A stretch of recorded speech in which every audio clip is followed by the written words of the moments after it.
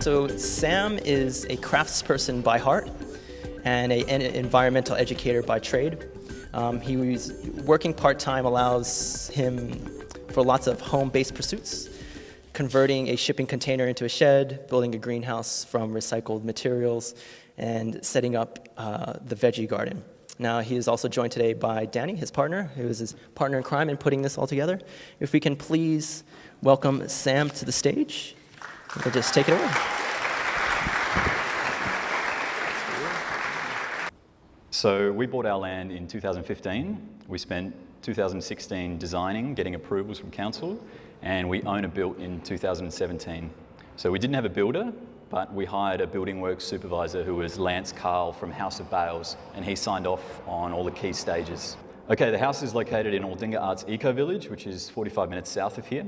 People own individual lots there, but can co-own and manage common land. There's a wastewater treatment plant, orchards, a 16-hectare parcel of land we call the farm, which is to the left of the picture. Our block is 450 square metres, surrounded by at least another 500 square metres of common land. We prioritised as big a garden as we could fit on the odd-shaped block, and we used the house to shield the garden from the setting summer sun and the cold westerly winds.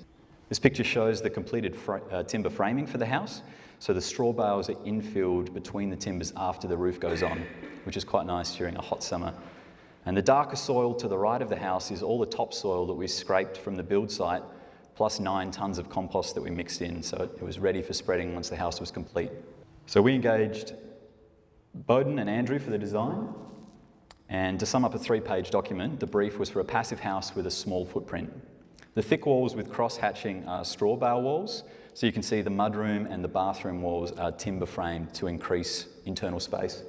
We really didn't want a concrete slab for obvious environmental reasons, but a highly reactive clay soil, horror stories about termites in the eco-village, and being first-time builders meant we listened to advice from architects, engineers and trades to just bite the bullet and pour a concrete slab. So we tried to compensate by making the building small by modern standards and by making the slab dark to capture thermal energy in winter for passive heating. We also chose to just get it helicoptered during the pour rather than cut and polish later, which saved a lot of resources and money, and we threw oxides onto the surface to make it a bit warmer. So these are our walls being delivered. Straw is a byproduct material, in this case it's barley straw. There's minimal processing and transport. This crop was grown near Roseworthy. They're thermally amazing, so walls legally have to be R2.8 minimum, and straw bales are more than R10. So there are 250 bales here, and they cost $8 each, so $2,000 including delivery. So this is the render being applied by a spray hose just before the pump broke down, and the rest of the house got finished by hand. So the external render is sand, lime, and a dash of cement. As the lime cures, it basically reverts to limestone, and it's extremely durable. The cement is basically just for waterproofing, so I think it's only about 5%. The internal render is white sandpit sand, local clay, and a white potter's clay to make it as light in colour as possible. It's much more delicate, but it's easily repaired, and it allows the walls to breathe, which regulates humidity inside the walls, but also inside the house. The internal walls and the ceiling are just gyprock that's been painted with a natural clay paint.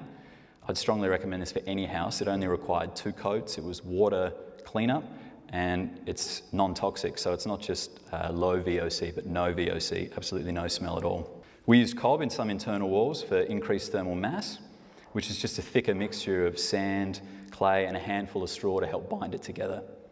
We foot stomped this to mix it and then packed it against ply or brace board, which we then covered in gyprock, so it just looks like a normal wall. We tried to use recycled materials where we could, like these 100-year-old doors from North Adelaide, around here. It always took more time and effort to use a recycled item, but They were just so beautiful it was worth it. We got these Moonta Bay jetty beams so we could hang fans from them and attach LED uplights to the tops, and that meant we didn't need to cut holes in the gyprock ceiling, and that would create weak spots for thermal leakage. So the sealant for the slab is just a linseed-based product, linseed oil. So it's also non-toxic, easy to apply. You just spread it on and then buff it off after about 15 minutes. We did one coat before baling and rendering to protect the slab so it didn't stain, and then one more before internal fit out. So this is our kitchen. We gave ourselves a rule for material selection internally so that if at all possible, things should be made out of natural materials. They should be recycled, recyclable at the end of their lives, or compostable. So we really tried to avoid plastic where we could. Our plumbing is exposed copper, which originally we decided to do to try and keep water out of the straw bale walls, but we soon fell in love with the aesthetic, and we were lucky enough to find an amazing plumber who still works with copper all the time. We use garden fittings wherever possible because they're really durable, they're cheap, they're easy to fix. This tap was just a short length of scrap from the scrap bin, and we also commissioned the plumber to make us a shower head and tail rails. I think he's a bit of a designer at heart. Speaking of labour, we used excellent trades that were recommended to us by our neighbour carpenter and other villagers. I laboured as much as possible given my low to medium level of skill, and as you can see here, I'm just calling out the levels while the carpenters actually do the tricky stuff of lifting the beam and fixing it in place. The area where we did most was straw baling, and we had Scott from House of Bales come out and run a 2-day baling school for us and friends. He showed us all the straw bale building elements, and then we spent another 4 days finishing the rest of the house. It was a lot of fun, extremely productive. So food and drinks were a big component of the build. We got the mums in to cater. We had multiple coffee and tea breaks, and we stopped every day at 4 p.m. for beer o'clock without fail. We've only been moved in since January, but so far the house is performing very well. You can see the sun doesn't penetrate the house at all during summer because of the 600mm eaves. So as long as we get a coolish night every now and again, we can keep the house at a comfortable 22 to 26. This winter, on the other hand, it's been amazingly warm inside. This photo was taken near the solstice, and you can see the sun penetrates nearly 3 metres into the room. We also put thick woolen curtains up that are recycled blankets. The coldest it's been is around 16 when we left for a few days and a cold snap came in.